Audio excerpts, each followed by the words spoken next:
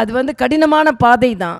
ஆண் ஆதிக்கமான ஒரு அரசியலில் பெண் தலைவராக வந்து அது தேசிய கட்சியில் நீங்கள் வந்து இன்னாரோட மகன் இன்னாரோட மகள்னு வர்ற கட்சி கிடையாது. இது அகில பாரதத்தில் இருந்து நம்மளோட திறமையை பார்த்து உழைப்பை பார்த்து எல்லோரும் முடிவு செய்து அதற்கு பின்பு வருகின்ற பதவி.